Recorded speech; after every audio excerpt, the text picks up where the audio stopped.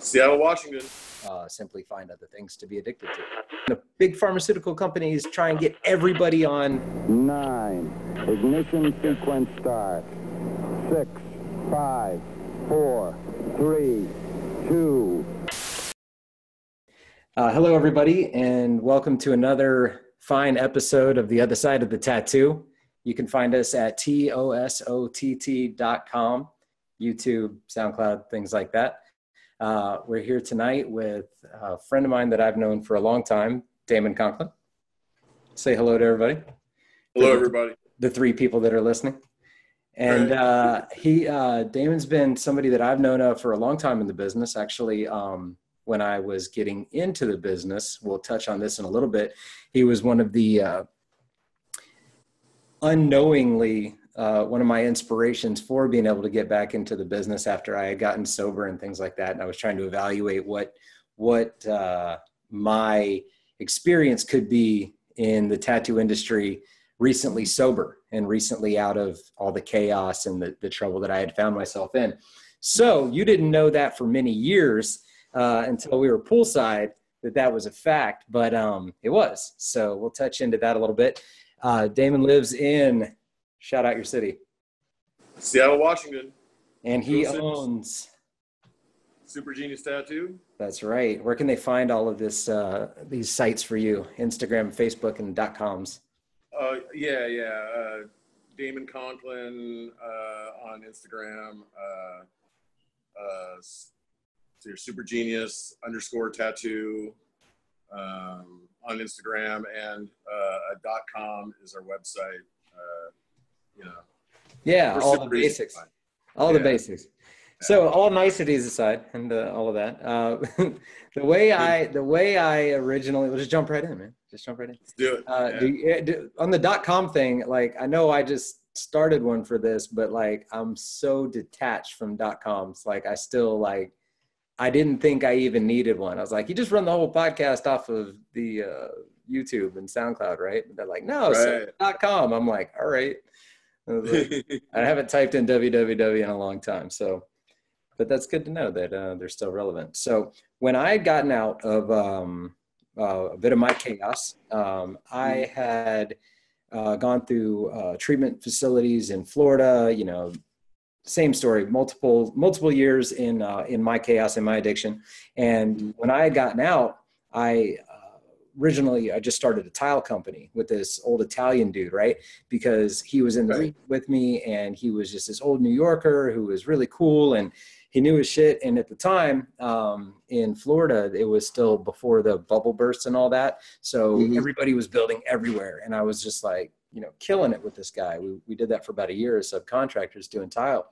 And it was good. It gave me getting out of the life and getting my first jobs in sobriety. It was really good to have a construction job because I had been, a totally different person before that. And nothing will give you work ethic and focus on the importance of hard work like construction. And tile was a really good one for me because it was a finishing job, right? You'd go in, you'd have a raw surface, and by the time you were done, you had this beautiful expression. We were doing like crazy horse people's houses, like 6,500, 10,000 square foot homes, tiling everything, the walls and bathrooms and kitchens and all this crap. So getting up at 4:30 in the morning, going to the job sites, being done, by like 3, 4 in the afternoon, or owning your own business, sometimes all through the night. We did, a couple of different jobs where it was 24 hours running. So it was really good for me to get into that because it snapped me in, into the work mode in a really good way. Because the previous lifestyle, when you're just fucking around, you work hard, but you work like irregular, whatever. Life just kind of happens as it happens. Right. It's not any less work. It's actually harder work, I think, to be in the chaos. So, so got through that. And then for whatever reasons, my partner that all fell apart. He started going backsliding, and I was like, I got to do something else. And the only thing I had ever done productive was pierced in Florida, in Orlando in the early 90s, back when like our shops were doing like 150 piercings a night at like $50 a pop, like it was ridiculous money. Tongue rings, you could get a tongue piercing back then for $75. And that was with like crap jewelry. You're just like, man, that's what it cost. So that was the only. Cheaper now? What's that? Did it get cheaper? Massively. Yeah, you got people doing like, I mean, depending on the quality of the place. I mean, you got those like questionable locations doing it for next to nothing, you know, basically as people through the door. But yeah, I think when I wrapped it up, the standard was like around 35 to 50, but this is like, this is like way back. Right. So that was the only experience I had had in something, the tattoo shop, piercing shop experience was the only thing that I had really seen that I thought fit me in a way that I could go do that and still have my own identity, right? Like this need, especially when you're young, to have this like identity of yourself, and that it seems to be the most important thing in the world at that time. And so I thought about it, and I was like, man, I'd like to go in that direction, but I had only ever experienced the industry while I was fucked up. So everyone I knew in it was fucked up, because that's just the circle you have. I mean, I was getting tattooed at places like, you know, Willie's Tropical Tattoo in Ormond Beach, that was like this hardcore biker owned affiliate, you know, an association owned location. Bad Dog Productions in Orlando, another crazy shop where just madness went down every day. And it was great. It was a lot of fun when you're in madness, right? Like dudes I got my whole back tattooed with a guy with a cigarette in his mouth and, you know, a beer in his hand and like, you know, guns on the table and all of this stuff that now we're like, oh, those are terrible things. And they are. Your shop should not be like that. It should not be something. But if any of us are honest about it and go back any further than, you know, the last 6, 7 years, 10 years, it wasn't always like it is now. And it's for the better. It's 100% for the better that it is like that now. But it wasn't then. So I didn't have a lot of good examples as to who I could pattern or look at as an example to who was rational and, you know, not tore up. And you were one of the names, you and Aaron Bell. And there was a couple other names here and there that the information got back to me that, no, these guys are in the industry and they're sober. And they're actually in the programs and stuff like that. And I was like, oh man, that's really cool. Because where I went to was, you know, a long-term treatment center, like a deferment opportunity, instead of just going back and doing more time, which does nothing other than waste time. I knew about you guys, and I kind of used that as a thing to be like, no, these are like successful people in this, and there are people doing it. So I want that reputation. Like I want people to know that. And I kind of looked at it as a way to like sort of pay dues. Oh, look how unprofessional that looks. Like here, I'll do it like this. Now it looks all fancy. There, look all professional. These, by the way, these are chocolate covered espresso beans, dark chocolate covered espresso beans. I'm a bit of an espresso addict, I guess. Still, that's one of my vices. And those things are nuts. Like 3 of those is like a shot of espresso. So I keep that around while I actually have espresso. But yeah, if I'm ever in a bind, my Starbucks double shot thing. Ah, man, it's not the same, dude. Yeah, at least it's not Red. At least it's not Red Bull, right? Right. Yeah. Well, there goes my chance of a future Red Bull sponsorship, but I doubt that would happen anyway.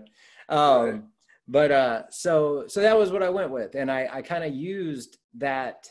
My history and the examples of the people that I had heard about, like you guys, as a way to go forward. So it actually, you impacted my decision-making and my personal fortification of acceptance, right? To be like, no, there is that part of the business and I associate with that. So my shop was always very open about that. Not that everybody was sober, but, you know, we definitely never allowed anything of excess. If anybody ever came up that they had any kind of actual, you know, deep problem or anything like that, they couldn't be a part of the shop. We were never like a straight edge shop or anything like that. Right. I actually liked being around my friends when they drank or if they smoked. Yeah. They were funny and it was easy to be around them, and it would give me an excuse to be a little less tense, and I could just act more like I really am. And their walls were broken. Mine weren't as hard to let down because I'd already kind of like processed those, right? But it sets for a good environment. So I am in no way one of the people that think that everything has to be straight edge to be functional. I'm actually Right. supportive of legalization of marijuana. I actually feel like I've made my own decisions to not do again. But when I think back on it and I'm like, man, when I'm in Europe and places like that, I was like, man, I really cheated myself out of this Oktoberfest in Germany opportunity, right? Right. Like when I went to Amsterdam, I was already sober and I was like, man, I'm costing myself all of this stuff, but it was a good trade. And I don't have any regrets. Right. So definitely not like that, but, just wanted to let you know that, and we've touched on it a little bit, but that was Cool. that was how I got my start. So a little bit about your back end. My back end? Well, Yeah, and how that came to, how I came to know that. How do you think that I in Florida, came across the information that you were this guy and this success, and that was also in sobriety? Well, I mean, I jumped into tattooing with all the fervor that I used to drink with, and I had a series of fortuitous events where I ended up working with Aaron Bell from Slave to the Needle, and we went out and we did conventions and got into magazines and all that kind of stuff. And the thing is I always was of the mindset that sobriety isn't a sentence; it's a gift. It's not a chore; it's an opportunity. And for me, that meant that being sober meant I got to go out and go hang out and go to the parties at the conventions, and so I was always around, and I never hid my sobriety. And people would always come up to me and be like, dude, we got so fucked up back in Philly and shit. And I'm like, dude, I was sober, bro. I was like, I had that happen too several times.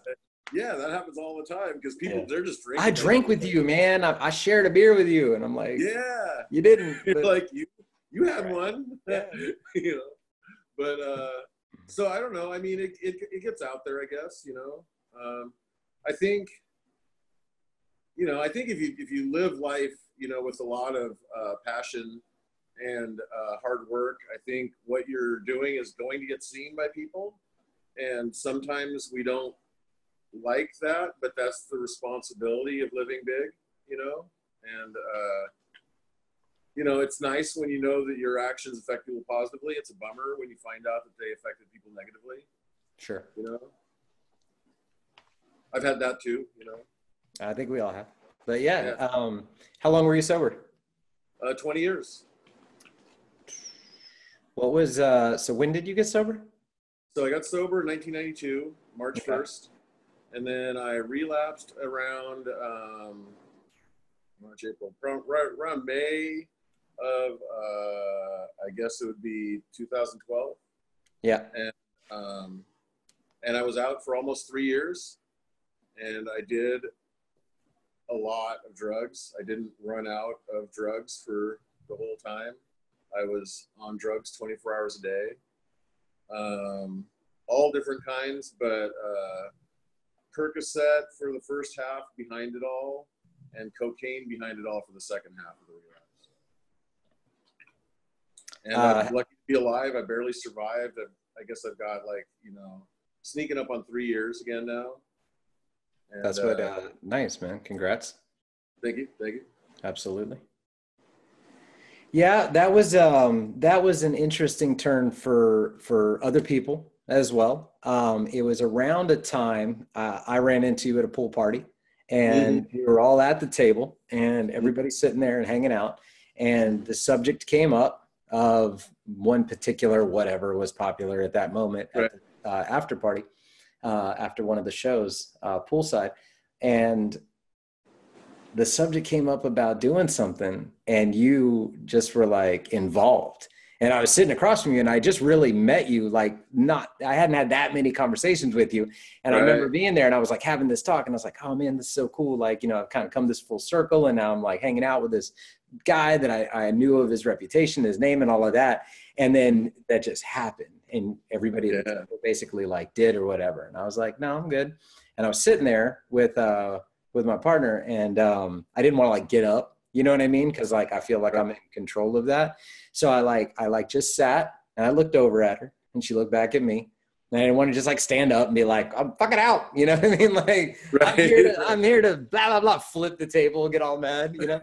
I was just like, all right. So I sat and I just let the conversation happen for a little more and processed it, you know, and made sure all of my walls were like, boom, like all my foundations, my check and balance, like I give this up. I give up everything that I've like established in my mind for myself. Right. And I was just like, boom, boom, boom. I was hitting them. And that was good for me. Like those moments are good. And anything that you do in life, whether it's professional, in a relationship, if it's the time that, you know, you say, I'm really down with my partner. And then like this other temptation comes along, like, you know, like I'm super into my chick and like this other girl comes up and my chick's not around and there's that opportunity. And that really tests you, right? That's like when you're like, oh man, like, am I really into her, or do I really want to be sober, or do I really want to wake up in the morning and, you know, go to work, like all of those things, whatever your commitments are. And so I let those check. And then I went back and I made sure to talk with my partner and like talk to her about it that night. You know what I mean? Because I needed to like vent that. And she was like, you know, she was like, so what do you think? And I was like, well, I'm kind of bummed, you know, and it was at a time where there was like a big, like exposure, at least in the circle that I was in the business. It seemed like everybody just like tuned on back in, like to partying more than I had seen. Right. The strange thing about being sober is that sometimes once everyone knows that you're sober, and that you're not doing it for fashion, or you're not doing it for like whatever band you're listening to at the moment. Once that happens, man, like you won't see it. It's crazy. It has this way of like protecting you, right? Your sobriety has this way of like circling you, and it just doesn't interfere with you the same way. The people either they look at you like, oh man, that kid ain't cool, or that guy's not cool. I guess I can't say kid anymore, right? This ain't died, son. Either they know that or they respect it. You know what I mean? Like they respect it, or just that the way life kind of flows, it just keeps it away from you. Right. Like when I was out there, when I was doing my shit, I mean, it was always there. It was always in my face. You saw it every time. I mean, I can't even remember the last time I walked in a bathroom and saw somebody doing it in there. And like that used to be a regular thing. Like it was nothing to be around it in the same place, you know? It's so weird how your own commitment puts you on either side, and you'll be in the same neighborhood, around all the same stuff. Yep. But when you're sober, it doesn't happen around you. And when you're not, it always does. It always does. Yeah. Well, that's that whole manifestation of thought. You know what I mean? Like that's that whole, like, you know, whatever you think it typically becomes. That's why everything is so, we talked about the disconnect from politics and stuff like that, but that's why words are so important, because those thoughts and those words become those actions, and then they have those consequences. And that's the same thing in everything, man. Like how we just touched on with, you know, it can be religion, relationships, sobriety, whatever. You always have to watch what you're saying and how you're really feeling about things, right? Because it'll happen. So that was an interesting experience for me, because it was the first time it had been in my face in a really long time. Right. And I was like, okay, well, I did not have any desire to engage. It was more just like a wake up call that, like, you know, you do have to be aware, right? And you have to make sure, because there's some people in the business that, and not just in one industry, but there's people I know in business who either never did any drugs, or had been sober. And when their circle started to embrace it, they went balls out. I mean, there's a pretty well-known guy in the industry. You don't really hear about him much anymore, but his whole thing had been sobriety. And then for the name he wanted to create, he completely adopted this I'm crazy guy with, you know, drugs and guns and all this stuff, and tried to personify this like image of this, like, right. Yeah, you probably know what I'm talking about. Tried to personify this image. I mean, even the ads and the marketing and everything was like guns and bullets and I'm crazy and dogs and, you know, just really like pimping himself out for a look, right? Like, like people do in a lot of markets. A lot of industries do that. Music does it. A lot of places do it. You know what I mean? Instant star, right? You got to say and do all this dumb shit. Oh man, my audio is so much better when I sit here. Damn it. Sorry, JP. JP will be doing he's on the back end of all of this, does all the editing. So he will be fixing that. Sorry, JP. So that was an interesting time. Tested myself for really good reasons. No judgment passed on anybody. Life is life. Things happen. I mean, the most delusional thing you can do is to have that air that, oh, well, that person fucked up and I would not, because that old Irish saying, man, for the grace of God go I, is legit. And you have to check your own self, your own priorities, your own life path to make sure that doesn't go in that direction, unless you're like, fuck it, I want it. So you went down that path for a while, and fortunately you stopped. Yeah. Again. Yeah. What brought that about, if you don't mind me asking? Well, I mean, there was, it's funny. There's this thing that sober people say that, like, well, if you go back out, you always know where we're at. And it's like, well, the truth is that's not, it seems that way from a sober perspective, but that isn't the kind of perspective you have when you're loaded. And they call it getting caught up. I was really caught up, so in spite of the fact that I was probably 60 pounds lighter than I am right now, my skin was hanging off my face. My skin was gray. Like, I looked terrible. I was, like, everything in my life was going downhill really, really bad. It wasn't until some friends of mine, some sober friends of mine, who were kind of waiting for me to get to a low period before they stepped in. They saw me at a low point and they stepped in, and they did what do they call it? An intervention, and which failed, but got the ball started in getting me into treatment. And basically, like, I came into work one day and the few people that were left in my shop were packing boxes. No way. Like, they were like, they weren't like threatening to quit. Everyone had a box. Every box had stuff in it. And I agreed to go to treatment. And during treatment, I realized that I actually needed treatment and that I needed to be sober. And I really needed to not go back, because if for no other reason than I'd begun to understand just how out of control I'd gotten. Yeah. That I was not making the decisions anymore. The drugs were making the decisions. So and I did, all the stuff that someone who wants to get and stay sober should do. And, I got a lot of support, and I go to some groups, and, I'm accountable to a guy, and some guys are accountable to me, and I receive the message and pass it on. Good deal, man. So you're actually like working a full program now. Oh yeah. That's awesome. I have to. Actually, exercise is part of that for me, really. Oh yeah, now you're a gym rat. Right. We touched on that earlier. I think I remember the post where you said that it's official. I am a gym rat. I actually remember some of the first posts where you said, I'm going to the gym. And I remember watching that, because I was kind of in that too at the time. A lot more disciplined than I am at the current moment, but I'm fixing that. Tell us about that experience.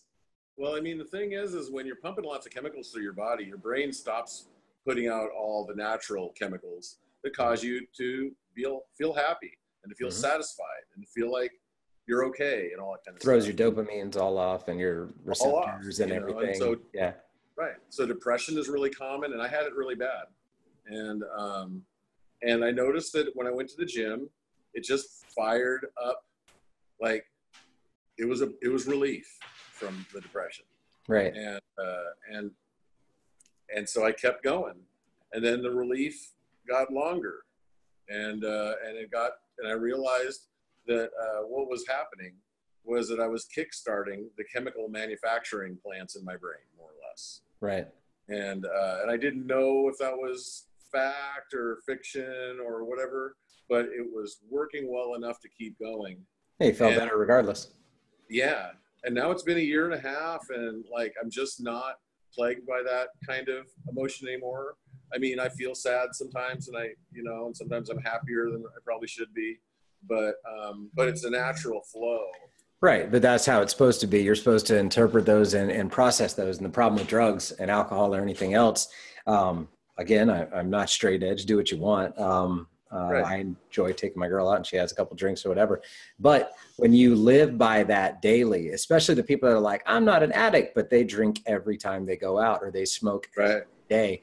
You might not be an addict in the way you see it, but you're not giving yourself the opportunity to process the experiences in life in the same way as if you just experience them raw.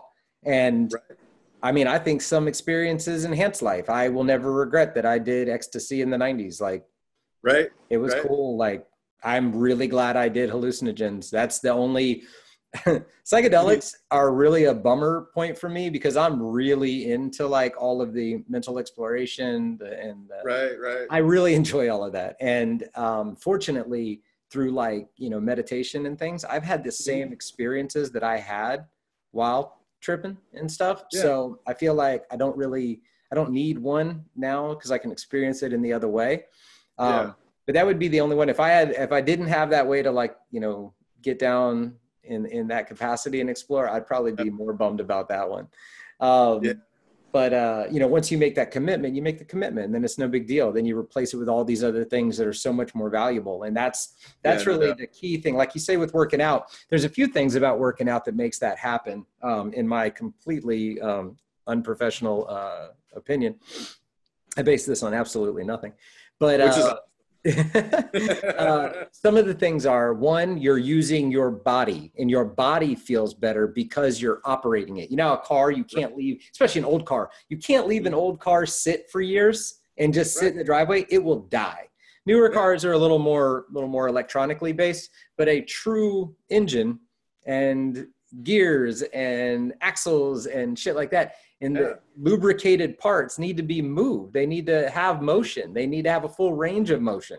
And working out and playing any kind of sport or climbing, hiking, yoga, anything that you do that stretches out all of the joints and all of the compression that happens in your spine and opens it all back up. Allows for blood flow and it allows for oxygen to now circulate. Because you think about, you're all hunched over and crunched over, and then like you ever notice, even if your arm is like this for too long, like holding a phone or something, my arm will go to sleep. Like I have to stretch it back out so the blood flow can actually go back through my limbs. And that's the thing with the body, is like, people don't understand that contributes so much to their pain levels, their depression levels, and all of that, because you're basically cramping yourself down. The longest lived people in the world live on tops of mountains where they have clean water, clean air, and they have to walk. It's just the action of climbing and walking and being physical.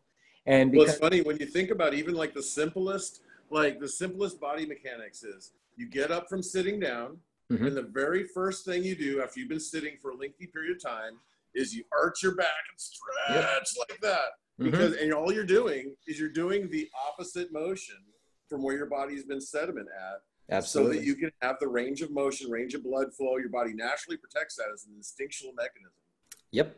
Absolutely. Even children do it. Yeah. Children do it. Dogs do it. I've got a dog. I'm a dog guy. And my dog never gets up without stretching.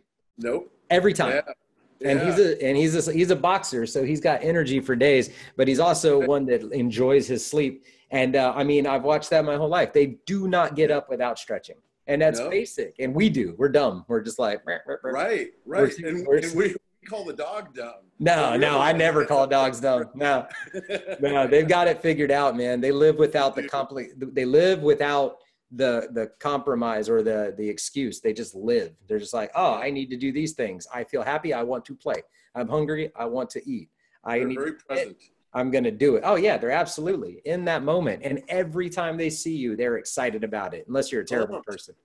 If you're not a dog, there's like dog people and everybody else. Like was it the meme I've got that's Bill Murray, and I'm probably messing it up, but it's to the point of I never trust anybody that doesn't like dogs, and I trust a dog that doesn't like a person.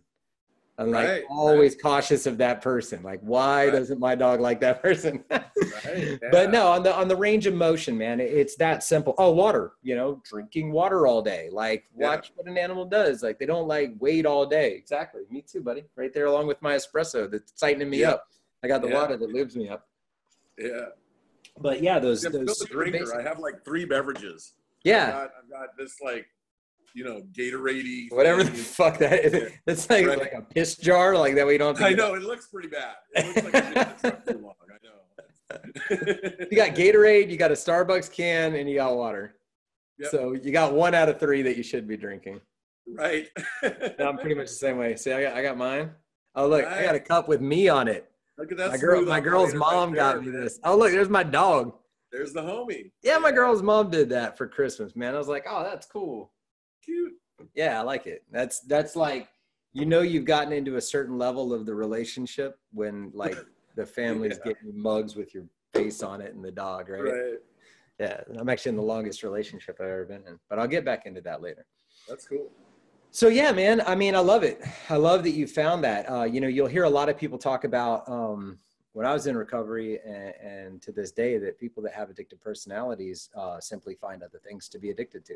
And I think that everybody's like that, man. If you're not living for something with passion and excitement and anything like that, I mean, I think that's what really drives most of the addicts. Like, you know, a lot of people that are super detached from the human experience love to like shout out like, man, fuck addicts. Like they're all this, they're all that. First of all, you don't really know what you're talking about because most people, you know, have been addicted to something, you know, like if you're going to sit on the far right and act all, you know, sanctimonious, don't forget Rush was addicted to pain pills, just like most people are. A lot of really good people, athletes, mothers, you know, when the big pharmaceutical companies try and get everybody on, you know, synthetic heroin, when you hear there's an opioid epidemic, you're mistaking that for junkies, like doing heroin.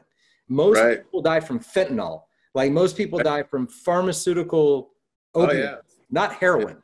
Heroin's a lot harder to get for people than over-the-counter drugs that you get for $1 a bottle with your insurance. My mom was on like 30 prescriptions, man. And like only 5 or 6 of them, her doctors were professional drug dealers and they would have her on all kinds of crap. And most of the crap was to counter the original crap. So it was the thing is they're so prevalent too with doctors that you can buy them in any casino or Walmart parking lot on earth.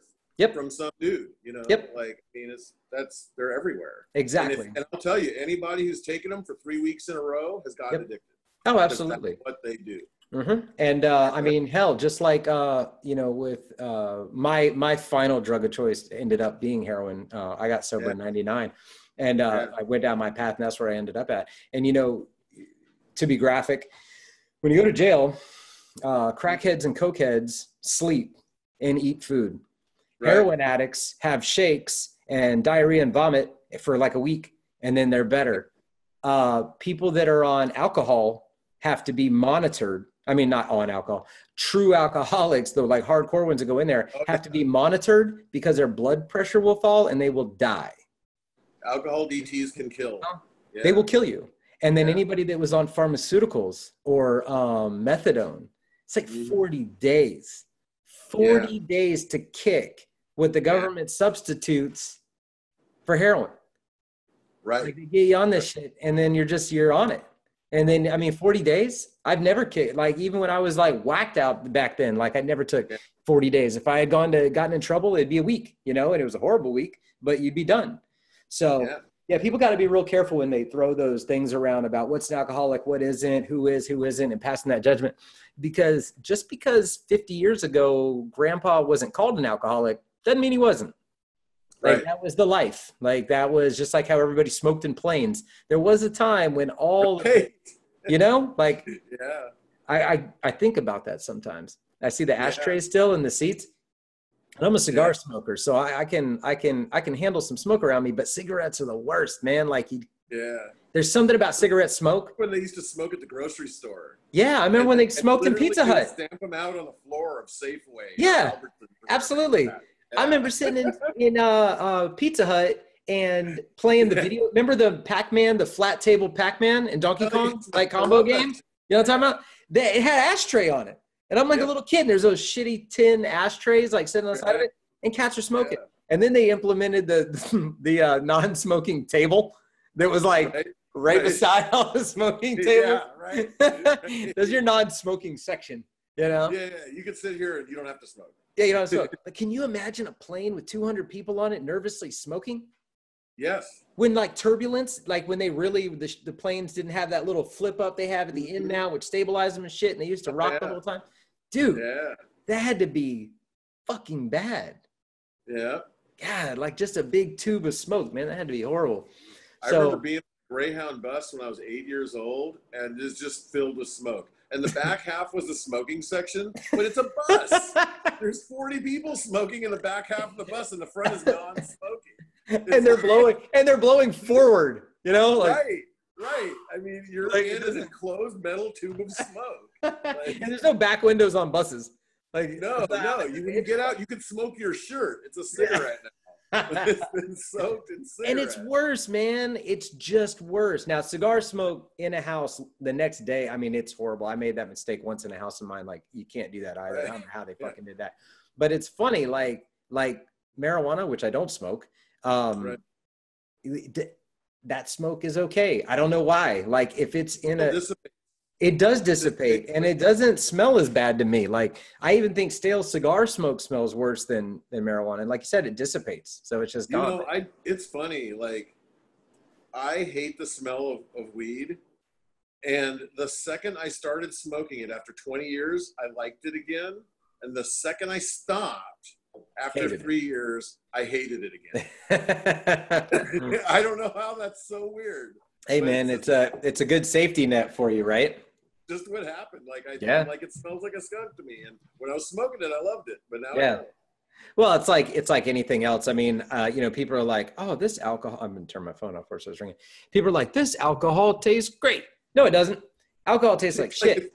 It tastes like it'll catch fire if you light it. It does. And most of it will. And it doesn't taste good. Water tastes good to humans. Everything else tastes bad. And you have to teach yourself to like it. Like, give a kid like some hardcore ass lemonade, like a baby, and watch their face. It's after you get associated with the reward of it that you're like, oh, okay. Hits your stomach and you, and exactly, that warmth hits and that comes over. Because when I was a kid, I got into my aunt's liquor cabinet, and the first thing I tried to take a swig of, I don't even know how, I must have been single digits, was a bottle of Crown Royal, warm Crown Royal. Gangster, yeah. That was not nice, man. That was some serious shit. Cause she had all liqueurs and stuff down there, right? So it was like, there was no vodka, there was no shit like that. It was all cream de mint, whatever the fuck you say that. Like all the old time, you know, the thing. She was my great aunt, so it was all like the old timey liquors, right? And I took a swig of that, and I was like, that's fucking gross. And then later, once you have the association for things, just like foods and stuff like that, like blue cheese, man, that's a tough one. I love blue cheese now. But I mean, if you put some moldy mold in front of a kid, probably not going to be as into it. You have to work your way into those flavors. You know what I mean? Right. But my mouth salivated just then, just thinking about blue cheese is that strong. And I live in Philly now, where we got the Bruno Brothers, which is like this ancient cheese shop that's so old, and they have these Bruno Brothers. Oh my god, dude! I'm always fascinated between the difference in culture between the West Coast and the East Coast. Yeah, and like the Bruno Brothers. If you just said that to me walking down the street, I'm like, was that Philly, New York? Like, that's got to be East Coast. South Philly, Italian market. Been there for decades. These old ass Italian dudes are working in there, and they got the wheels, like the big ass Parmesan wheels, but they got these fucking tubes of cheese, these vertical tubes that are all bound up by rope that are like 150 pounds a piece. They got cheeses in there, bro. They got cheeses in there that to get a wedge this big, I mean, you're talking 40, 50 bucks. Like, they got shit all over the world. And it's so rich. Oh, yeah, exactly. And I mean, some of these cheeses are decades old. And, you know, the dried meats and all of that shit. And it really, like, it's an experience. The place has been a cheese place so long that the wood in the building smells like cheese. Like, I can't imagine living above it. Like, it's intense. But yeah, you know, those things come in time. You know, you start to get that taste. It was a long time in my life before I learned that cheese didn't only come in a green vertical tube and in a yellow aluminum wrapped box that you could put in the cabinet forever. You know, I thought everything was Velveeta and grated. my first time going to Italy, I was in my early 20s, and I got a cheese plate because they said Parmesan was one of the options. So I wanted a cheese plate. And I see this like long wedge of hard cheese, and I'm like, where's my Parmesan? Right. It never dawned on me that it wasn't made grated, right? No, Parmesan, you shake it. Yeah. What? I don't get it. Where's the craft thing? I gotta knock it out. And I like the big opening, not the small opening, so I can get more cheese. Yeah, it wasn't until I started experiencing those things that I was like, I've been lied to my whole life. Right. I didn't have sushi until I was in my 20s. Like, you know, I lived on like, we had like land and stuff. So we were very steak and potatoes and lasagna and stroganoff and casseroles, you know, like food, you know, Southern food, soul food. Sushi was a hard bridge for me to cross, man. I remember the first time I ate sushi, but I was like, and I was 30 something. Yeah. And I was with a bunch of old, kind of scary tattooers. Yeah. And they ordered a bunch of it, and I'm like, shit. Now I gotta eat this. Now I gotta eat this stuff. And I liked some of it, and some of it I didn't. You know. Ah, man, I'm a sushi freak. I definitely fell into that. I eat it almost every day now. Do you? Yeah. It's such a good option, man. When you're trying to raw eat salmon on rice, man, I can eat that forever. Nice, man. I was fortunate enough to travel to Tokyo last year. Yeah. And I fortunately had like friends there that like knew everything and were able to take us around. So we did the tourist thing a couple of times, but like for the most part, we were with people and they took us to places. So we would like just arrive, and it would be like the sushi restaurant was like sat about 10 people. It wasn't like Hero Dreams of Sushi, which is an amazing show on Netflix. If you haven't seen it, not show, but documentary / Hero Dreams of Sushi. He's the world's, according to this thing, the world's #1 sought after sushi chef restaurant. It's in a subway in Tokyo, and it's like booked out for 2 years. It's crazy. But the one I went to, same kind of deal. Tiny little sign on the front. I wouldn't have known what it was. There's a little kanji down in a light box on the ground. And then you go down these steps and you go in at max 10 people, and they just serve you. You know what I mean? There's just a price, and you just pay it at the end, and they just feed you in succession, right? So you don't order anything. They just give it to you. So it was awesome. Yeah. And so that I was real spoiled, but I couldn't tell you anything that I ate because I couldn't read anything. So. Right. I was like, I had sushi. That's about all I know.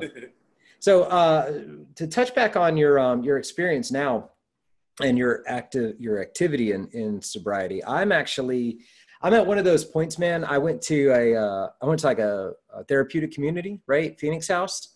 When I went, and it was like an active program, you know, it's like all the steps incorporated into a lifestyle, and like you build, you know, you work there, you actually come up through the ranks. The residents are the ones that run everything from like sending out the vans to doctor's appointments to coordinating everything and all the jobs in the facility and the land and the lawn care and everything.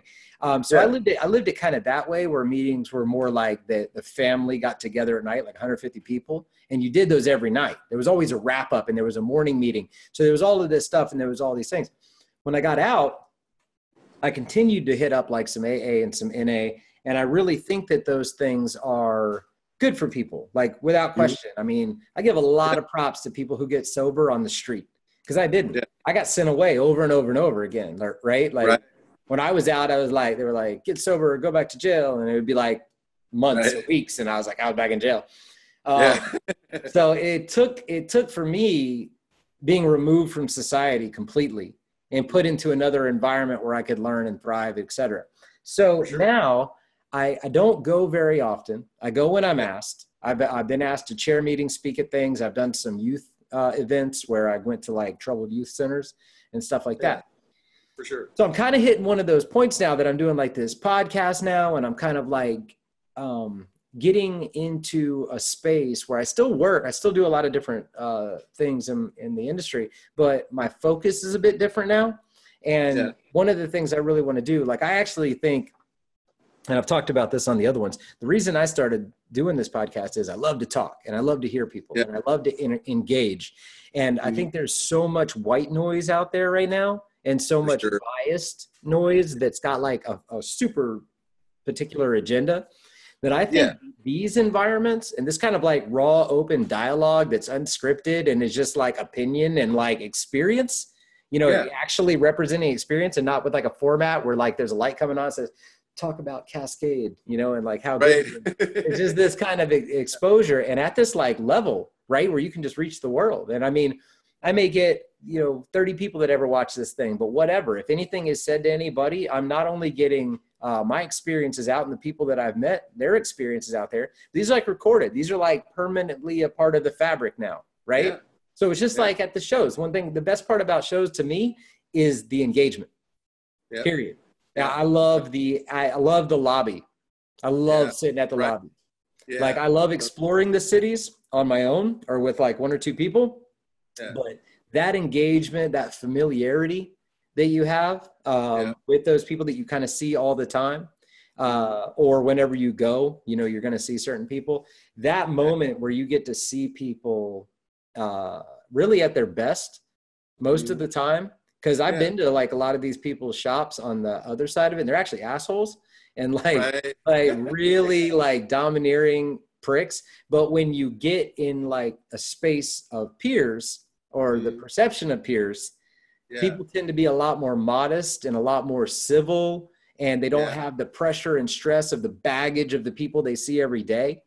And so they're able to kind of just be that. I think the best friends you'll ever have in the world are the ones that you don't see very often. Like I really believe that, because you don't have any baggage. Like what baggage do we have? We got nothing. Right. We've had some good talks. We've had some, interesting dialogues, some shared life experiences. We do this. Like, it's cool. You never like kicked my dog, like, not that I'd let him kick my fucking dog, but, we don't have that. That's so adorable. No one would ever kick. Exactly. But, you know what I mean? Right. Like, it's just a way to experience people in that way. So with these, I think it's awesome because you can have this kind of conversation. I mean, hell, you're all the way across the country from me right now, and we're able to do this. It's like, ooh, the future. Right. Any kid watching this is like, what are you talking about, dumbass? That's how it's always done. But it wasn't like that. Like, well, I still remember when I had to be like, yo, Damon, I'm going to give you a call on Wednesday at 7. Make sure you're home. Right. And you had to be home. Because that was the only number and way I had to reach you, so. I remember ordering machines from England, Mickey Sharp's machines, and you had to get up in the middle of the night to make the call. Give them a call. Yeah. Like midnight calling them up. Hey, I want a tattoo machine. Yeah. That's awesome. And, I'm not one of those people that's like, those were better days. They weren't better days. I don't even see how we got anything fucking done. Like, this is way better. I'm a technology kind of guy. Like I follow like Elon Musk. Like, go at it, buddy. Like, change the fucking world. Like I'm for it. You know what I mean? Well, and I think every day's a good day if you're in it and you're not tripping on yesterday or tomorrow.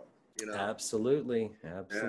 That whole in the now, man. Those are great things. Very Buddhist, but very real and awesome epiphanies and things that we remember every once in a while, but our human condition makes sure we forget it and then get lost in it. You know what I mean? What's the quote? Tomorrow, yesterday is a memory and tomorrow's a dream. This is the only now, the only real, and we do. We get absolutely caught up in everything else. Today is a gift. That's why they call it the present. I like that one. That's a good. Boom. dropping knowledge. Got the money. So yeah, man. That's the point I was getting to as to like what you do in sobriety now, because I am in that position where I'm sharing these experiences and stuff like that. But I also want to participate locally as well, right? If I'm going to be in this city and enjoying this city, because I really do. Like I've always wanted to live in a city like this, where like in my 3 blocks I can really do everything. I could get from a dog daycare to my haircut to a corner produce store to like restaurants, everything. It's all right here. You can walk. And in Florida, where I'm from, you got to have a car. Just like people in California. Like you cannot have a car in those places. Like you have to. Everything is very, very far away. Like that.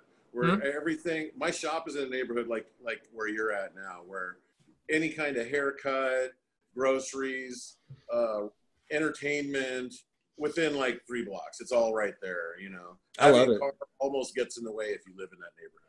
Nice. Yeah. You're an outdoorsy kind of guy. A little bit. Yeah. You do the hikes? Yeah, I like to hike. You do the exploring? A little bit. I'm planning to go hiking some fjords in Norway in May. That's awesome. Yeah, I didn't even know what a fjord was until I went on a cruise to Alaska. Yeah, they're dope looking. They're like, that's a fjord. I was like, what? Right. Right. Fjord, who's that? Yeah, Ford, like a Ford truck. Like, what are you talking about? Yeah. But I'm having this like, because I grew up in the country, right? Like a little bit of both. And I'm having this like realization now that like cities are massively efficient. I mean, we all know that. Right. The carbon footprint, the highest footprint you can put in the United States is people that live in Montana, because it takes a lot to get electricity and water and resources to people very far away. There's been this like, there's this like misconception that I had that it was like, no, if you live in the country, you're like part of nature. And you're like, no, you're not. You're a foreign object. You're going into nature, cutting roads out, leveling the land. You're gutting everything. You're putting fences around everything so nothing eats the shit you like or gets into the stuff you like. You're using pesticides to kill everything, regardless of what you say. You're using, when they build a house, they fortify it with pesticides, the outer of the frames, which I didn't know, to stop termites from coming in. You're actually completely decimating that natural experience. And it takes a lot to get those resources to you. I mean, shit, everybody in Alaska's got a plane. People have planes like we have cars because they got to fly to their little spots and their islands and stuff.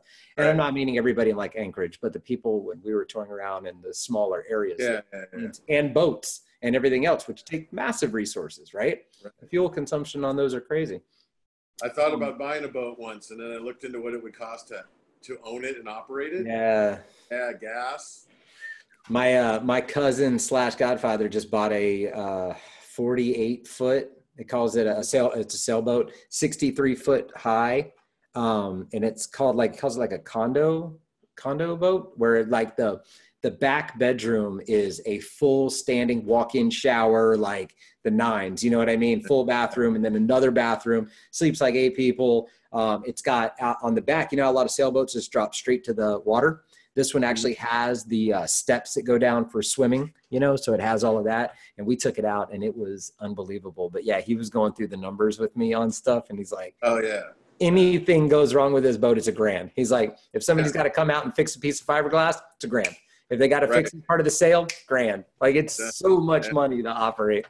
Yeah. But, he's at that stage in life. They're older. They're doing their thing. And, this is what they went out to the Bahamas for a month on it. Like their first big voyage. They went, just him and his wife, to the fucking Bahamas across the Gulf. And that's the thing. It's fun if you use it. If you use it. Yeah. For someone like me who's going to spend my whole life working and then go out on it twice a year for a day, like that's not worth it. No, rent it. Like, I don't understand why people are so weird about renting boats. Rent boats, rent four-wheelers, rent motorcycles, rent all that shit. Like, you can go rent a Ferrari.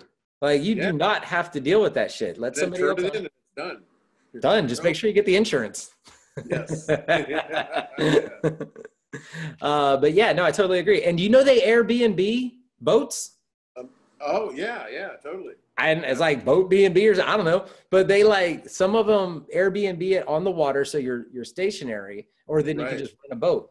But yeah, like you can, because I think like the slip fee is like $400 or so a month at the place that they're at, plus electricity. But like, yeah, you can like Airbnb it for people that are like, 1, used to it, or 2, want the experience. I totally do that. I totally go out and stay on a boat for a couple of days. Why not? Yeah, totally. Airbnb, you're the one that one of the ones that got me into that too, because your post when you were outside of Rome, I believe. Yeah. You had Airbnb'd. I Airbnb'd Venice. Yeah, it was dope. Oh, it was Venice? Venice, yeah. Nice. Yeah, I was cooking all my meals, buying my prosciutto from some Italian girl at the corner, yeah, it was awesome, man. My big excuse before was, I want this and I want that with the hotel, and I like hotels. But I would be like, I want, room service, or I want maid service, or I want this, that, and the other. Yeah. The fact is, I can't remember the last time we let the maid come in. Right. I don't want to. I don't change my sheets at home every day. And anybody that feels like they need that is full of shit. I don't even think they should offer it unless you shit the bed. Like, if you're there a week, okay, in the middle. Swap out towels, sure. And if I'm wrong and everybody out there in the world changes their towels every day, then cool, you're a lot cleaner than I am, but I don't. I'm like 3-4 days at a time.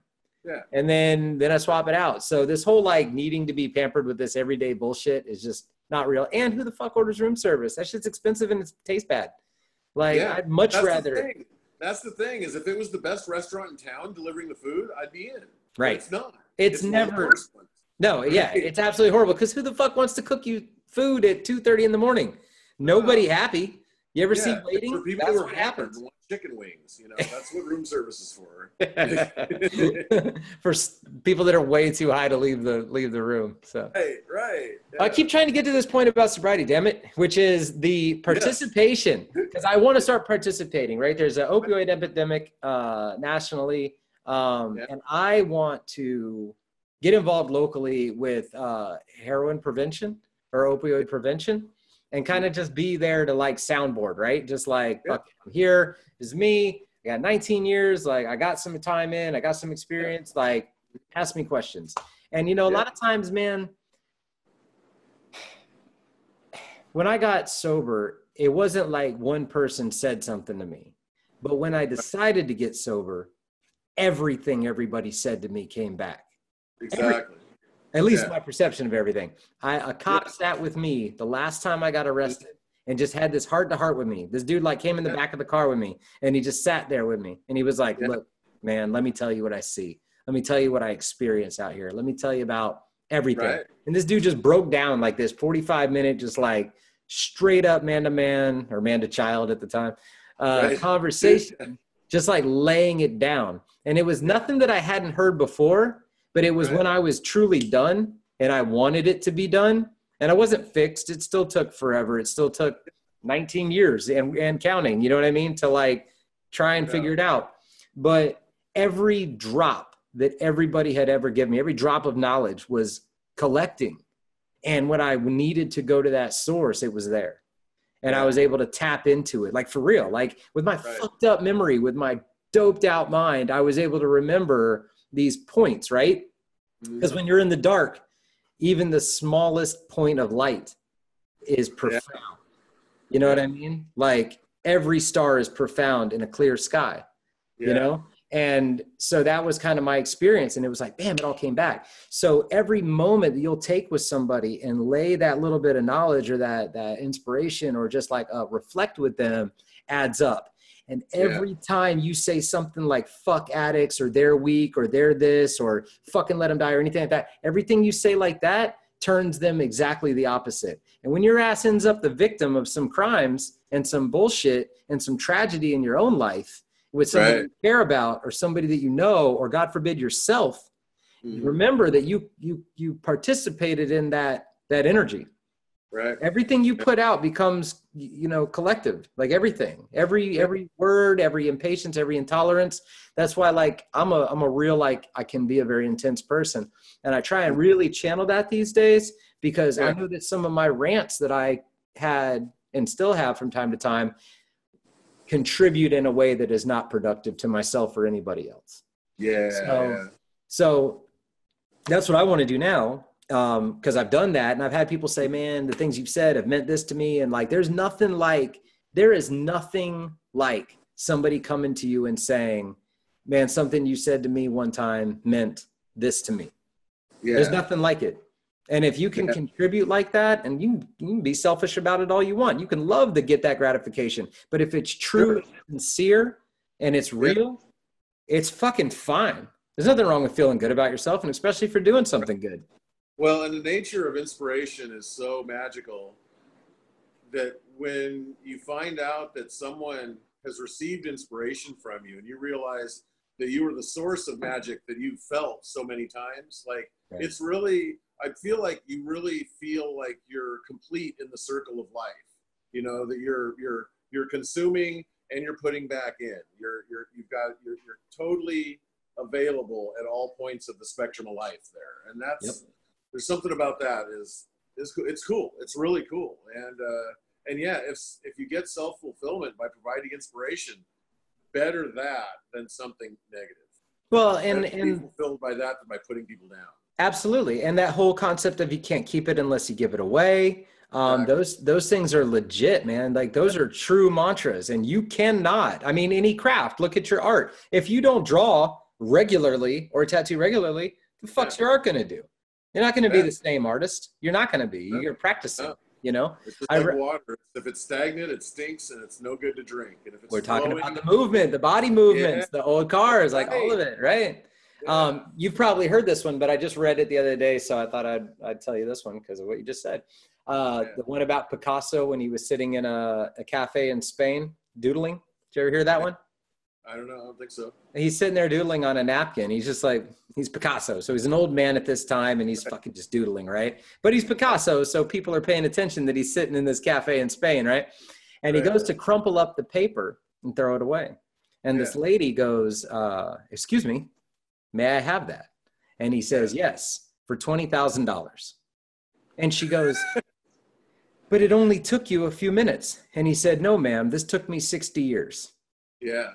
And he folded it up and put it in his own damn pocket and he walked out of the cafe. You know, and I love that story. Love that he did that. That sounds like something Jack Rudy would say. Yeah, right? But it was legitimate. You know what I mean? Totally. Like, because, you know, like, guaranteed that woman would have taken that shit straight to sale. You know what I mean? Look at that. Yeah. Well, and that's back to that lesson of, like, you know, the people that, like, want you to create stuff for free. It's like, well, they don't see the backstory of the whole life it took you to learn how to make whatever. Right. They're just like, oh, it's just magic or whatever. But right. Picasso broke it down. He did. 60 years. Yeah. You know, he said truth, you know what I mean? And people can be like, oh, well, he's this, that, the other, but you're not living his life, man. Like, whether it was my shop that I had for 10 years, whether it was Steadfast Brand, whether it was, you know, my work with Inked, it's whatever. You know, people they'd be like, you know, if you would hook us up at the shop, and I'm sure you've heard this a thousand times, if you would tattoo us or pierce us, we would then show those off and tell people. And I'm like, fucking cool. Like, that's awesome. Like, how amazing for us. All my clients do that and they pay. Yeah. It's like, well, show everybody and tell people. Well, you know what I say to them was, I tell you what, I like that idea. So I'm going to go to my landlord. I'm going to go to the electric company. I'm going to go to the tax man. And I'm going to say, hey, all of you guys, electric company, I will turn all of my lights on and I will leave them on all the time so everybody can see how well they work from your electricity. Right. Just give it to me for free. Yeah, that's all you got to do. I will live in this house. Well, I will let people know that I live here. I will tell them how awesome it is. Drive your Ferrari for you. Yeah, I will drive that shit like a madman. All in public. It'll be like GTA, like all up in here. I will do this, but you just have to let me out. And you have to not be that way. And I get you. A lot of these people don't mean havm from it. No, of course not. Mean well. But the type of person that you would give that to typically is either a dear friend or family member, whatever, or there's a mutual benefit. Ashton Kutcher gets free electronics so that he will tweet about them, and then they pay him lots of money because he is exposing himself to millions of people. And so because people will buy that shit because he likes it. Exactly. And so you have to kind of understand your position in the chain to offer to tell people to do. Right. You know, if you know, it's just the way it works. So, you know, that does tend to happen. But I really liked that story, and I like the whole concept of can't keep it unless you give it away, and those things. So you're interacting with. You said you have a breakfast. We call it Old Man Gang. It's just Old Man Gang. Yeah, we're just a bunch of sober guys that are, you know, over 35 or 40. That makes you old. Over 35 is old now. It's a lighthearted name. You know, it's not meant to make any claims or, you know what I mean, but it's just a thing we like to say. And it frees us of the responsibility of having to pretend like we're young, or, you know what I mean.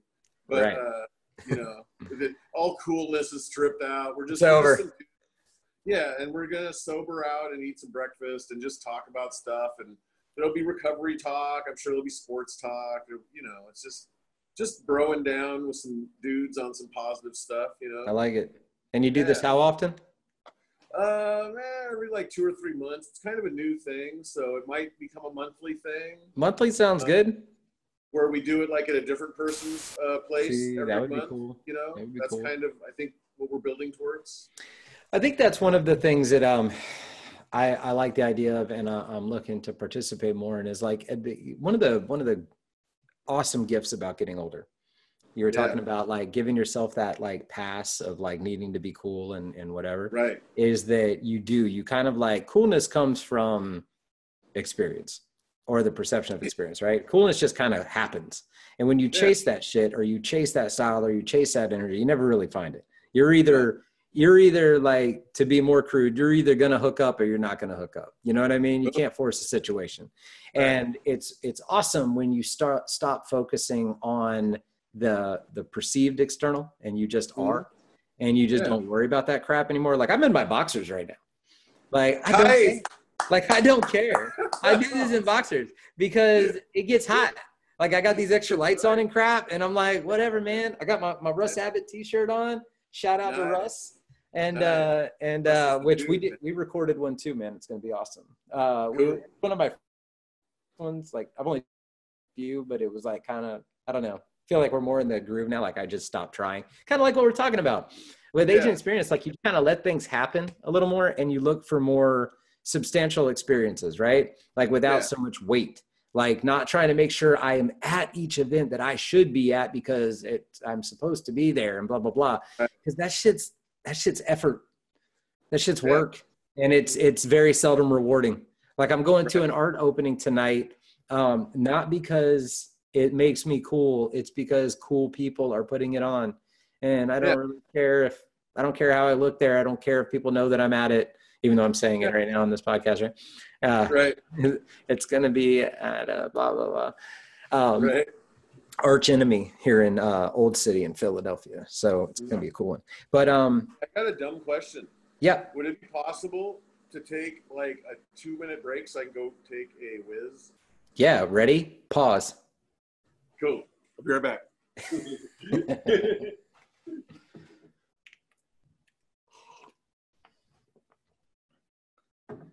All right, JP. So you'll have to edit that one out.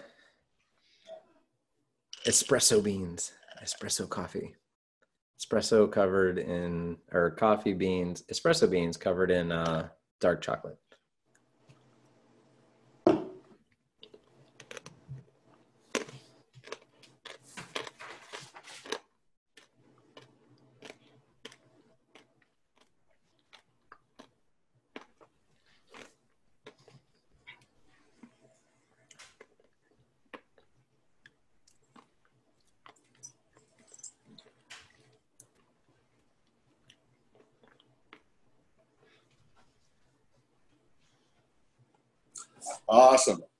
Awesome.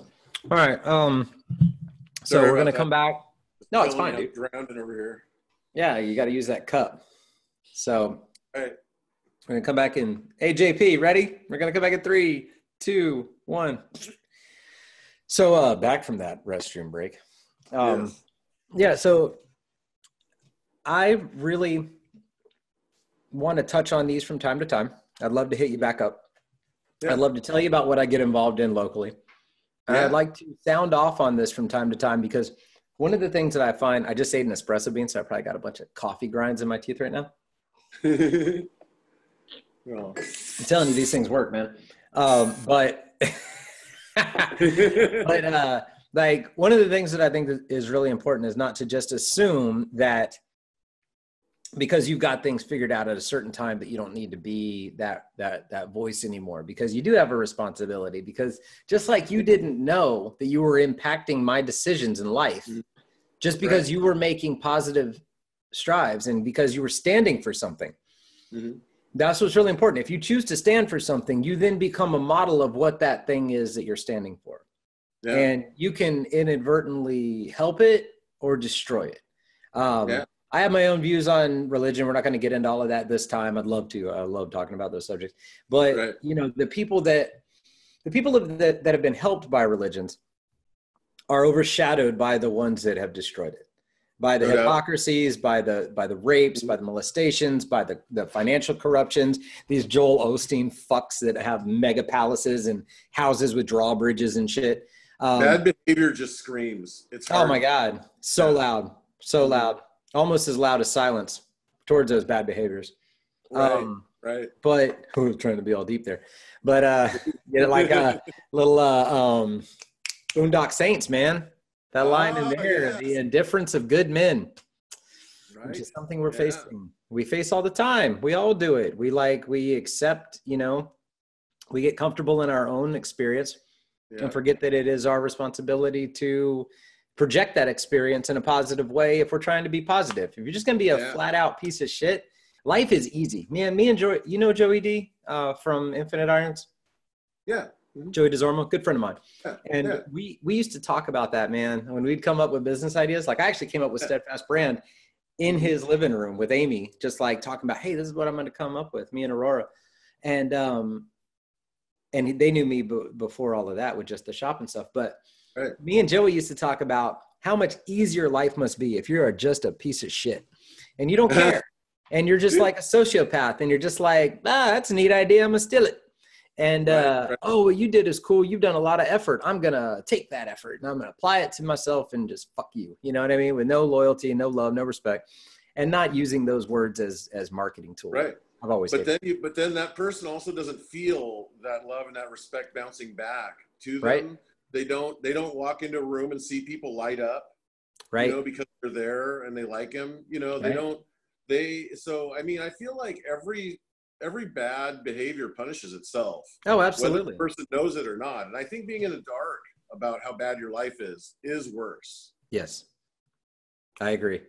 Yeah. And the scariest people are the ones who don't care and don't acknowledge it. The sociopath, the one who has no concept of it being bad. Not that. Do not confuse what I'm about to say as in the Chinese being bad people. I know amazing Chinese people, but in business of China, we get all up in arms. We're like copyright infringement. But what I've been explained by businessmen in China or from China is that that's not taught to them.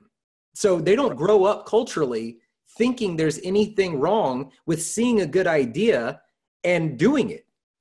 Right. It's not part of their thing. This American kind of like handshake, word is bond, like that's a different culture, right? Yeah. So when we're like, oh my God, why would you do that? That some people in the world are like, well, because I want to eat and feed my family and that's a good idea and I can sell it and you're not going to sell it here. So why the hell wouldn't I? And it blew my mind that first time because I was like, oh man, some of these people are not being in their mind bad. They're just doing their life. And when you meet people in this environment that should know better, that should like have some assimilation to this experience, right? That we're in right now. And they just detach from that and they just decide, I'm a piece of shit. And it doesn't phase them. Those are the really dangerous ones because you can never reach them and nothing's going to reach them because they have no idea what you're talking about. Yeah. You know what I mean? It's like explaining flight to a cat. Like they're not going to get it. You know what I mean?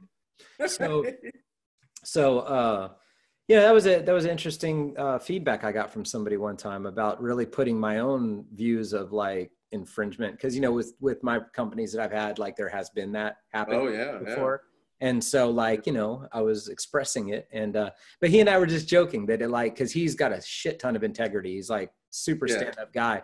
And I try and be the same, and that was it was just like a funny reflection to how much easier it must be to just like these brands and companies and people and just experiences that just take and they don't see it. And that's gotta be a horrible existence because like you said, there's no longevity to that. There's no real reward for it. There might be some like temporary monetary, but temporary, like not even long range. I mean, super temporary. All the best business people I know really focus on providing the most service to the people that work for them and to the people who are interested in their product. Right. Absolutely. It's always the customer first, man. Like that. I've said this in other podcasts, so it's probably boring to anybody that's actually watched more than one of them or listened to more than one of them. But with my shop, I made clear to everybody, tattoo, piercer, apprentice, anything, counter guy, girl, whatever. It is 100% first about this client because your egos are in play, and you should be proud of your job, and you should always try and excel at your job just as a person, just as a human. I don't care what you do. You should do what you do well. If you hang doors for a living and you hang doors the best and the most reliably and the most efficiently, you're going to be sought after. People are going to demand you. You are going to live. And you're going to be pumped about hanging the door. Yes, you're going to enjoy it. I enjoy doing tile for 8 hours. You might as well enjoy it. Dude, I truly enjoy doing tile. Like my mind, the way it like lays out patterns, I was like, whether I'm like prone to that or whatever the reason was, like I loved seeing the angles and the grid and the spacing and the distance. Like I totally got into that little bit of my OCD, right? So tile was a great thing for me because it's all geometry, right? So I'm just blown away. I'm having a great time. That had nothing to do with me leaving it, but you know, that was, shit, I petered off. Where did I go? I got lost in tile. Like I just started looking around my house. We started off talking about being in like active in our recovery community. Yeah, keep wandering away from that. So yeah, ended up over on tiles. Yeah, you ended up at tiles, but that's the great thing about it, right? So to wrap that part of it up, that is one of the things I'm looking to do. And I want to be back in touch with you on it because I do want to reflect with those. I think that it's important to stay in touch with people like that because the experiences that you have now with this and what you've learned from having gone back out there and then coming back. I mean, those lessons projected and openly discussed really can be what stops somebody else from doing it. Because it was always the people that came back to the facility that were not paid to come back to the facility that made the biggest impact on me. Everybody else, like I appreciated, but I knew that they also had a job. Right. And so, well, I learned great things from them. It was the ones that did it selflessly that really, they mattered the most. Oh, I was talking about the shop. That no matter what it is, the customer first, because this is not necessary. This is extra money. Right. You do not need to get any of these things done.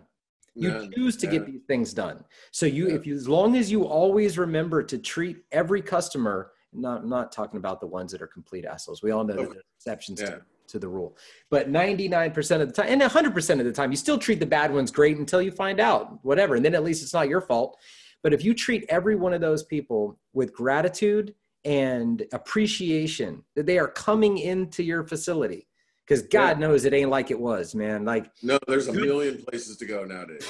And a million good ones. I still think the ratio in most cities is like 10%, sometimes 15, 20%. Right. But for the most part, it's like a 10 to 20% ratio that are the ones you really want to go to. Everybody else is kind of just like awesome, middle of the road.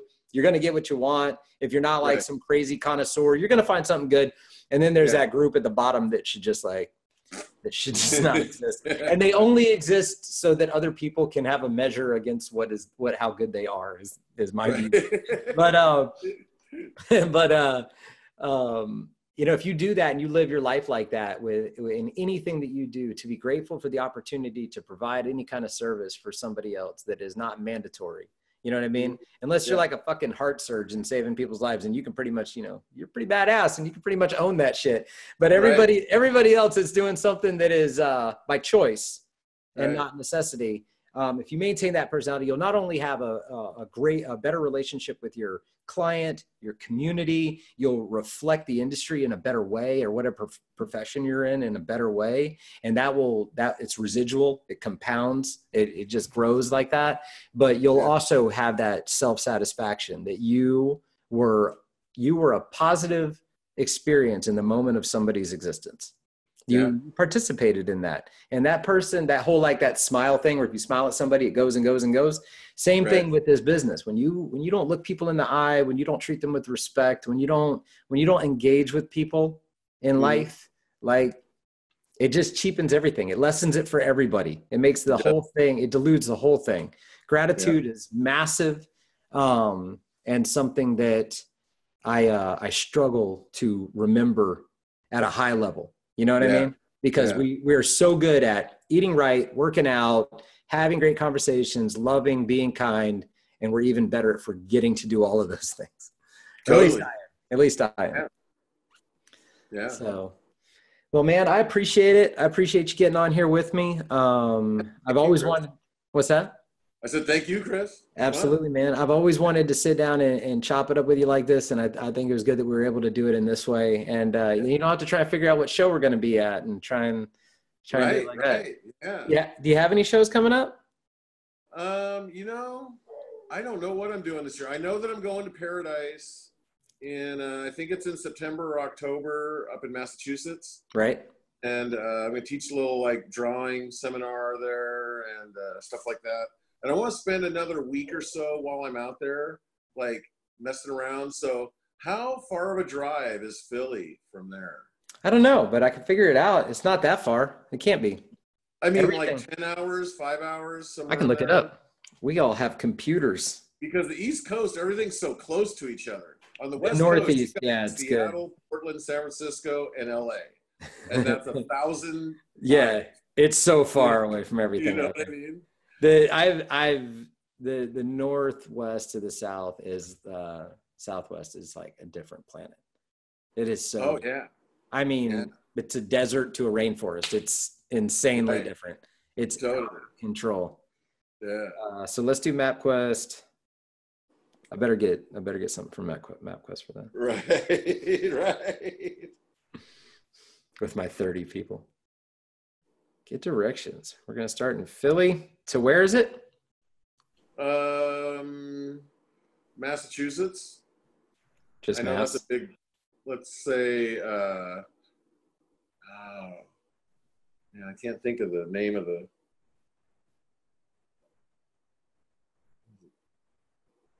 Jiminy Peak is the name of the resort, if that helps at all. Well, to Mass is only like 5 hours and 10 minutes, so tight. I can't imagine it's much worse than that. So it'd probably be somewhere around that, and that's like to the capital. So see, it's that's for 7 hours. I might drive down and just drive down to your spot. You're welcome to Philly. We got a couch bed thing, and it's like not. I've never been to Philly. That's ridiculous. How could you have never been to Philly? I've never been to Seattle. Pittsburgh, and I've never been to Philly. I bet. Oh my God! Like no offense to Pittsburgh, but we fucking are way cooler than Pittsburgh. I've no doubt about it. I know shitloads of Philly people that are cool as fuck. Yeah, it's actually really dope. I think you'd like it. It's got like, aside from like St. Augustine in Florida, which is the oldest city in the United States, active city in the United States, Philly is like, it's the birth of everything, man. The first everything was here. Like, it's crazy. You go downtown and you're like, that's Ben Franklin's house. And it's not like a big deal. It's like right there. It's like, holy shit. Yeah, I never think about that kind of shit. Oh, dude, there's like, that's Thomas Jefferson's house. That's where they wrote the Declaration of Independence. That's where they signed the Constitution. Like, it's all right there. And you're just like walking around like a Starbucks beside it. Like some of these houses, for real, some of these houses that were these people, like the founding fathers, people live in them. Like they bought them. They're just like, no, it's cool. Like, because if not, you'd have to make the whole fucking town a museum. So a lot of them, they're just like, nah, man, it's just my house. And it's got like a plaque on the outside. You know, motherfuckers are knocking too. Like, right. That's crazy. Well, I know that the name Philadelphia means literally brotherly love. Yeah. Like, does it? Yeah. I didn't even know that. I thought it was just the city of brotherly love. I didn't know. No, and I looked it up, and I think it's like it's Greek or Latin or one of those two. But it's like it actually, literally, it means brotherly love. Nice. Well, I've been here a year, so I act like an old. Like I've been here longer. Do you feel the brotherly love of Philly? I do. Actually, this town, you know, there's another quick story I'll give, very short. A man's walking down the road, and he's a traveler, and he comes across an old man on a rock at a fork in the road, and he sees down to the left that there's a little town, and he asks the man, he says, "Hey man, I want to move to a new place. Looking for a new place to live. What kind of people are there in that city, in that town?" And he's like, "Well, what kind of people were in the town you came from?" And he's like, "Man, they were liars and cheaters, and they were just bad. I just needed to get away. Like, I'm looking for a better place." And he's like, "Nah, man, those are the people you'll find in that town." And he's like, "Oh, thanks for letting me know." And he carries on. A little while later, another guy comes, same scenario, same question. Old man asks him the same thing. "What kind of people were in the town you came from?" And he was like, "They were awesome and kind and loving and caring." And he goes, "People you're going to find in this town." You're in luck. Yeah. So, yeah. And like, so for me, like, I've been to a lot of places where people are like, "Dude, everyone there sucks." And then I get there and I'm like, "No, it's just you." Right. Totally. Totally. And I think people always give Detroit a bad rap, and I've had nothing but awesome experiences with Detroit people. I fucking love Detroit. Yeah. I think Detroit's cool as hell. Yeah. I've been going there coming up on 20 years. And when I went there this last time for the, Eternals summer show that they did, we were actually there during the summer show now. Dude, it was the Detroit show is so good that even the summer show was good, but like not by measure. It's hard to compare the other one because that's like one of the busiest shows in the country. Crazy because all the Canadians come over and they spend a shitload of money. But for a first year summer show, it was amazing. And the whole downtown area, Detroit's been an underdog so long that all these tech companies and startups all moved there to downtown. Yeah. They bought everything. Everything's under construction. High skyscrapers that I remember having graffiti on every window all the way up. Completely abandoned skyscrapers have been bought. All these brands, like it's all popped up. There was outdoor seating and cafes and beer gardens and sculptures with swings that you could sit in at night at totally safe. We were all there in the middle of the night, my little 100-pound girlfriend, under the stars in swings in downtown Detroit and just loving it. Wow. Dude, I haven't even been to Detroit in like 10 years. Dude, you got to go. I used to do the Detroit show like for 8 years in a row. That show has come, all shows have ups and downs. And for the past few years, that show has been amazing. Like amazing.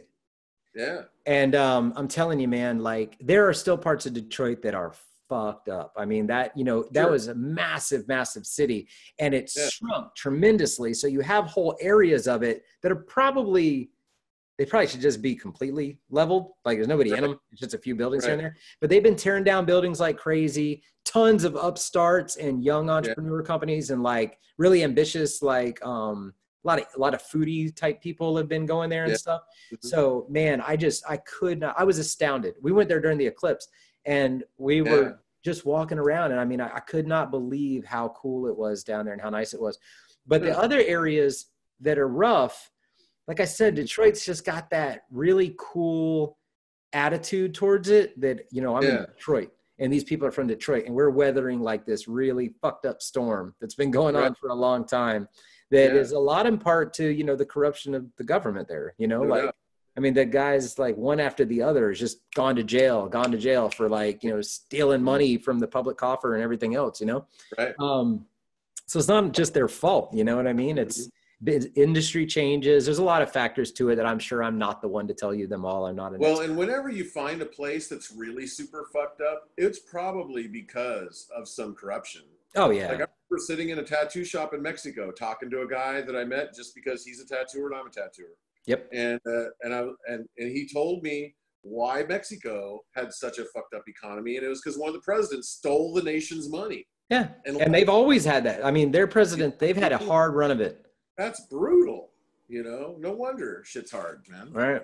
And once again, I'm not an expert on that either, but I've also heard a lot of it is just, once they did kill Escobar, a problem with that, just like in places in the Middle East that suffer through this, is sometimes one crazy motherfucker is crazy enough to control other crazy motherfuckers. Right. And when their cartels fell, it allowed the Mexican cartels to take power. And they controlled everything. And they got so ingrained in the government that like one after the other was a bot or controlled or blackmailed person. So it just continues. It just keeps cycling. You know what I mean? And until there's not that demand, it's so crazy to me when people talk about the problems in Mexico and the problems with drugs and like, oh, we're going to build a fucking wall that like nobody can figure out a ladder. You know what I mean? Like, or a shovel, you know what I mean? Like, I love how people have, or a plane or a boat or like what they've been doing all this fucking time. Like, so stupid. Right. A fucking wall. A catapult can get over a wall. Dude, a fucking pole vaulter. Like a guy with a stick can figure out a fucking wall. You ever heard of like a power grinder? Like, none of this makes any sense. It's so stupid. I mean, I can't get over it, dude. Like, building a wall literally over a series of tunnels. Right. Because there's tunnels all over there. Right. Right. Like Elon Musk has got the boring company now that is like cutting fucking highways, like fast underground. Like these people have billions of dollars.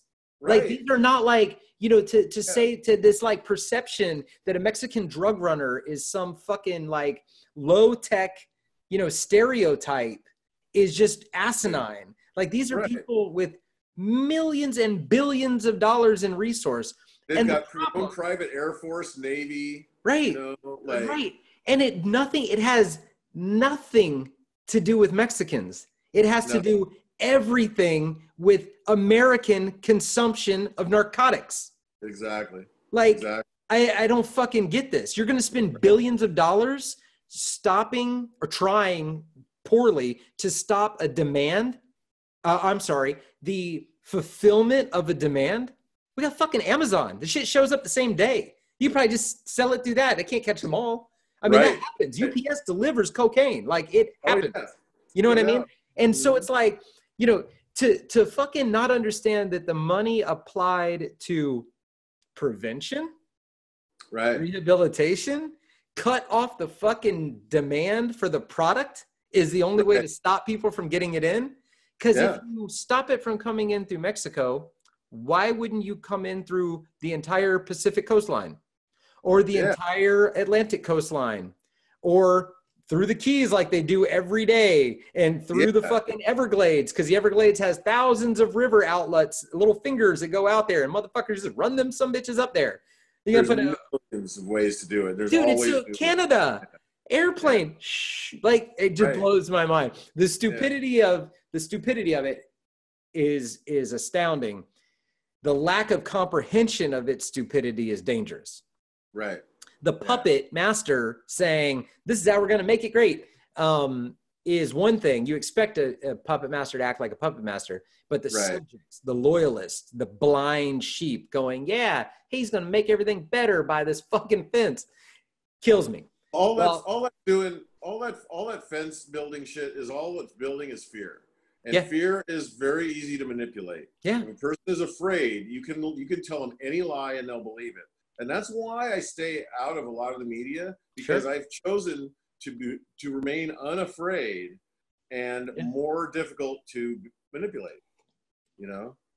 Very true. Well, that's the beauty of experience, though. Like, the reason I feel everybody should live in a city, at least once in their life. And the reason that almost every major city did not vote red, even in this election. They didn't. Metropolitan areas, go look at the map. States that went red, the cities weren't. The cities were blue. Right. And people want to be like, that's because there's Mexicans there. It's not why they went blue. It went because that's why there's an experience of people that engage other cultures. And they engage other people, and they live with them, and they understand them, and they know that, oh, these are just other good humans that want to and sleep and live and take care of their families and buy TVs and fucking do podcasts. That's all they really want to do. It is that isolationism that breeds that fear. These brown people, these young people, these people, these that people. You know what I mean? And because of the bad actions of a couple people, they're convinced that there's there's no such thing as a bad race on Earth. No, there isn't. That's not a fucking thing. Every race has really dangerous people. There's no such thing as race. Like, that's a myth. It's biologically we are 100% the same. And anybody that doesn't understand that needs to understand that you can get blood from anybody. Right. And different species cannot transfer blood to one another. And different species can't procreate. Right. There is nothing. The amount of fucking sun exposure I had over the past tens and hundreds of thousands of years is the only thing that dictates my tone versus your tone. I was in an area that had more fucking clouds than you did. Like, it's so stupid. It's the most asinine thing I've ever seen in my fucking life. One of my first experiences of that as a young person was seeing like an Asian British woman speak.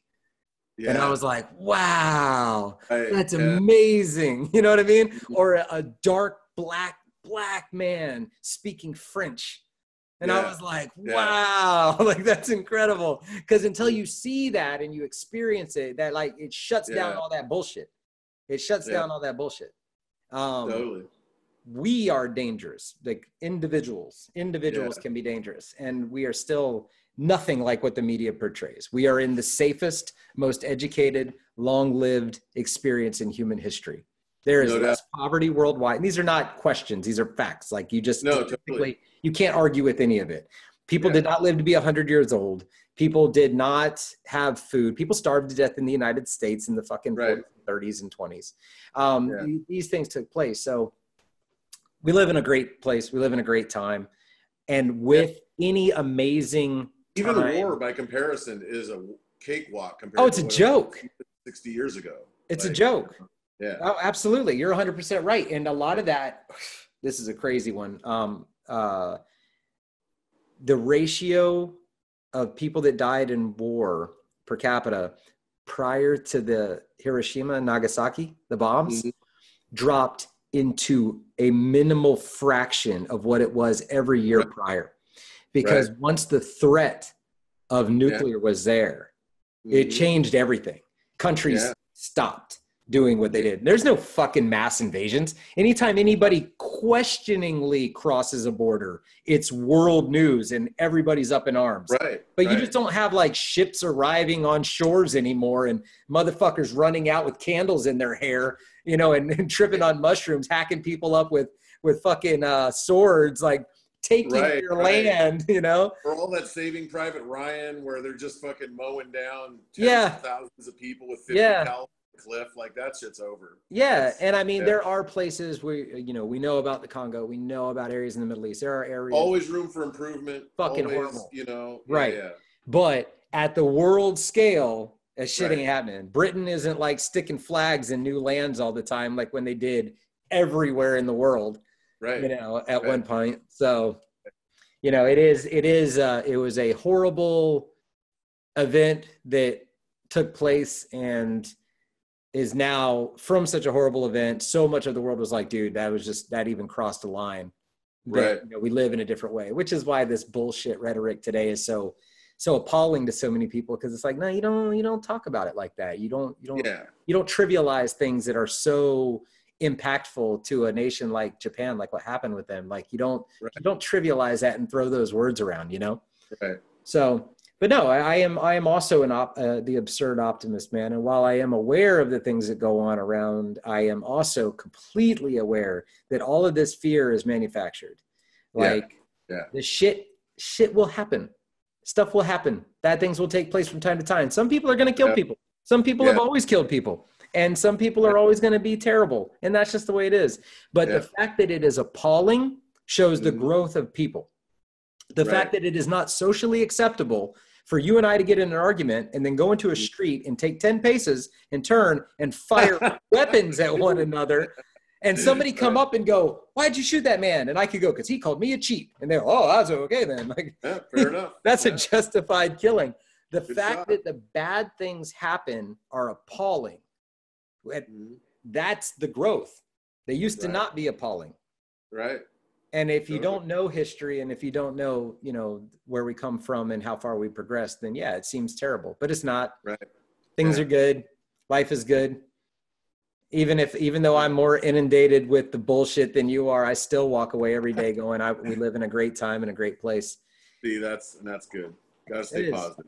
Absolutely, man. So, brother, again, I appreciate it. I hope we could do this soon again. And I look to do more. I'm going to do a couple group ones. I've done one with 3 people. I'm going to do some different stuff. So I'll keep, you know, we'll stay in touch on